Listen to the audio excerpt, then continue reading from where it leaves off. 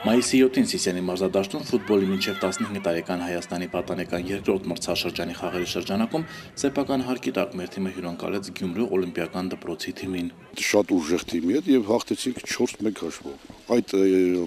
հաղթանակից հետո մենք առաջ երկրորդ տեղերը կիսում ենք Գյումրի Շիրակ թիմի հետ։ Այժմ մոտավորապես 1 շաբաթից մենք կմեկնենք Գյումրի Շիրակի հետ հանդիպելու։ Գյումրու Շիրակ թիմի հետ խաղի ելքով է որոշելու, թե որ թիմը կնվաճի հաղթողի տիտղոսը։ Սիսիանի թիմի մարզիչ Դավիթ Արզումանյանի խոսքով մեր երեխաները մինչ օրս գերազանց խաղ ու արդյունքներ են գրանցել։ Ես պատմության մեջ այդպիսի հզոր շատ ուժեղ թիմ ես չեմ հիշում։ Մեր թիմը այս երեխաները շատ պատրաստված են, շատ հզոր թիմ է։ Աստված տա մենք դառնանք հանրապետության չեմպիոն B խմբում եւ մյուս տարի պատրաստում ենք հանդես գալ հանրապետության ավելի բարձր խմբում A խմբում։ Դավիթ Արզումանյանի հավաստմամբ մեր թիմի բոլոր երեխաներն լավ են խաղում եւ բոլորն էլ հետագայում կարող են ընդգրկվել այս կամ այն ֆուտբոլային ակումբի կազմում։ Ես կնշեի մեր թիմի ամենահզոր ֆուտբոլիստներից Գրիշա Մաթեոսյանին, որը շատ հիանալի պաշտպան է։ Կնշեի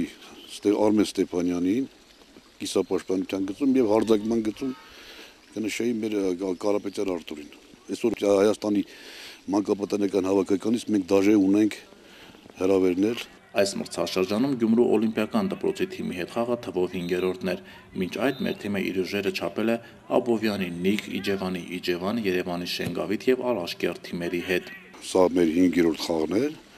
Ապրիլի 29-ին արտագնախաղում մենք հանդիպեցինք Երևանի Ալաշկերտի հետ, 2-1 հաշվով հաղթեցինք, բայց մենք 15 հնարավորից այս երկրորդ մրցաշրջանում